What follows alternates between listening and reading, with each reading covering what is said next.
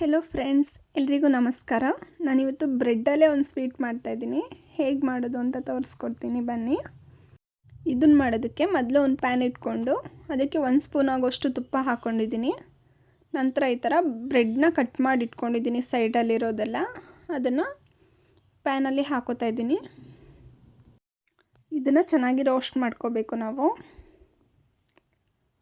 ನೋಡಿ, ಈ ಥರ ಇದು ರೋಸ್ಟ್ ಆಗೋಷ್ಟರಲ್ಲಿ ನಾನು ಡ್ರೈ ಫ್ರೂಟ್ಸ್ಗಳನ್ನ ಕಟ್ ಮಾಡ್ಕೋತಾ ಇದ್ದೀನಿ.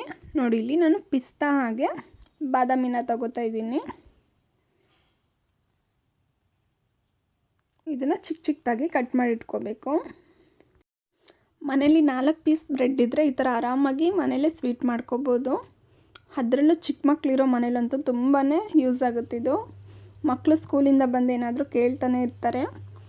ಈಚೆ ಕೊಡ್ಸೋದಕ್ಕಿಂತ ಈ ಥರ ಮನೇಲೇ ಸಿಂಪಲಾಗಿ ಮಾಡಿಕೊಡ್ಬೋದು, ತುಂಬ ಬೇಗನೆ ಆಗುತ್ತೆ.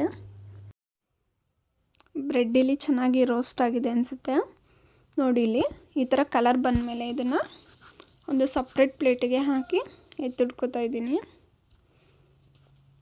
ಈ ಥರ ಫ್ರೈ ಆದರೆ ಸಾಕು.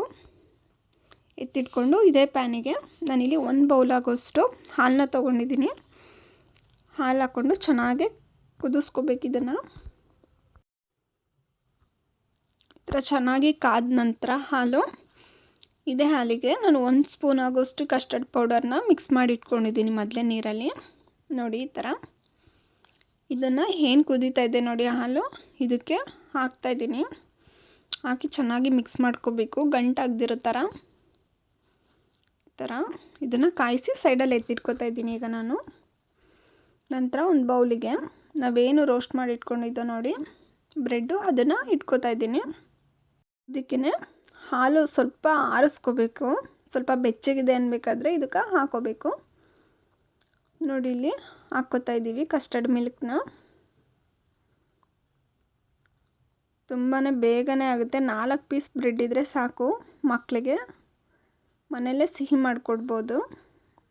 ಖಂಡಿತ ಒಂದು ಸಲ ಟ್ರೈ ಮಾಡಿ ಮನೇಲಿ, ತುಂಬಾ ಚೆನ್ನಾಗಿ ಬರುತ್ತಿದ್ದು. ಹಾಗೆ ಇನ್ನೂ 2 ಪೀಸ್ ಏನಿದೆ ಬ್ರೆಡ್ಡು ಅದನ್ನು ಇಟ್ಕೋತಾ ಇದ್ದೀನಿ. ಮಿಕ್ಕಿರೋ ಕಸ್ಟರ್ಡ್ ಮಿಲ್ಕ್ನ ಕೂಡ ಇದಕ್ಕೆ ಮಿಕ್ಸ್ ಮಾಡ್ಕೋತಾ ಇದ್ದೀನಿ. ನೋಡಿ, ಈ ಥರ ಬ್ಯಾಚ್ ವೈಸ್ ಹಾಕ್ಕೋಬೇಕು. ಎಲ್ಲನೂ ಇಲ್ಲಿ ಪೂರ್ತಿಯಾಗಿ ಹಾಕೋತಾ ಇದ್ದೀನಿ.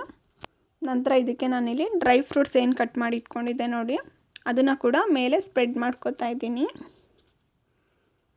ನಾನಿಲ್ಲಿ ಪಿಸ್ತಾ ಹಾಗೆ ಬಾದಾಮಿನ ತಗೊಂಡಿದ್ದೀನಿ. ನೀವು ಯಾವ್ದು ಬೇಕಾದರೂ ಡ್ರೈ ಫ್ರೂಟ್ಸ್ ಹಾಕೋಬೋದು, ನಿಮ್ಗೆ ಯಾವ್ದು ಇಷ್ಟ ಆಗುತ್ತೋ ಅದು. ನೋಡಿ, ಫೈನಲಾಗಿ ಈ ಥರ ಬಂದಿದೆ. ನಾನಿಲ್ಲಿ ಟೇಸ್ಟ್ ಕೂಡ ಮಾಡಿದೆ, ತುಂಬಾ ಚೆನ್ನಾಗಿ ಬಂದಿದೆ. ಎಷ್ಟು ಈಸಿಯಾಗಿ ಆಯಿತು ನೋಡಿ, ಎಷ್ಟು ಸಾಫ್ಟಾಗಿದೆ ಅಂತ. ನಾನು ಟೇಸ್ಟ್ ಮಾಡಿದೆ, ಹಾಗೆ ನಮ್ಮ ಅಮ್ಮಂಗೂ ಕೂಡ ಹಾಕ್ಕೊಟ್ಟಿದ್ದೆ. ನೋಡೋಣ ಬನ್ನಿ ಏನು ಹೇಳ್ತಾರೆ ಅವರು ಟೇಸ್ಟ್ ಮಾಡಿ. ಅವರು ಕೂಡ ತಿಂದರು, ತುಂಬಾ ಚೆನ್ನಾಗಿ ಬಂದಿದೆ ಅಂತ ಹೇಳಿದ್ರು. ತುಂಬ ಖುಷಿ ಆಯಿತು.